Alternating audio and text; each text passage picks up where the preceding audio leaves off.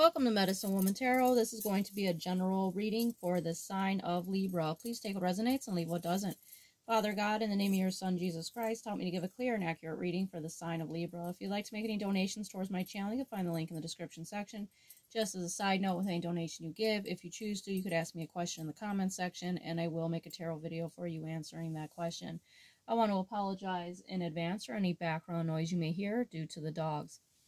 Alright, I scurried the crystal ball for you today before starting the video, and the image that showed up for you is interesting and kind of weirded me out a little bit. So, the first thing that showed up in the crystal ball for you today, and this might not resonate with everyone, there was a family, and this looked like it was like back in the day, and they looked like they were possibly, Hispanic descent, and they were wearing the clothes of that type of time period, somewhat of like a modest dressed family. And the woman was standing to the left, and she was standing next to her husband, who was standing to the right, and they had two little girls that were wearing white dresses at their feet that were sitting. It was like they were posed for one of those like old-fashioned pictures, or perhaps paintings, but I was kind of getting that impression of like those old photographs they used to take. It used to take like a really long time to get a picture. And that was the feeling I was getting. It was like they were like posed for it, for the family. And there was like small pictures I could see hanging on the back of their walls. And I could also see like a window that was open behind behind them. Now, the image changed where it was like no longer that woman standing there, but a person dressed in a bridal dress that looked like a skeleton.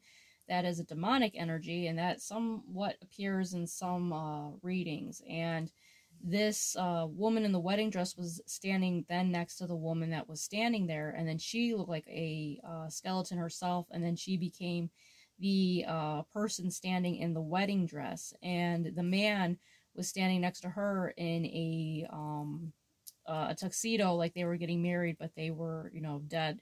And so that was kind of like a disturbing, image that showed through. So, take this how it resonates. This could apply to your ancestors for a select few of you out there that, this is, a representation that your ancestors, are, with you. But there's that bridal one that was like kind of like standing there was the one that's the disturbing energy. So you could be like a generational curse breaker. This thing could have attached itself to your bloodline, to your particular family, and you are like the generational curse breaker. And if the video clicks off, I will make the second half of the video. Now, the first card to flip out for you today is the Ace of Swords. So with the Ace of Swords being here, this is representing clarity and truth, something being made known to you, like the sword of God, the truth that's coming through.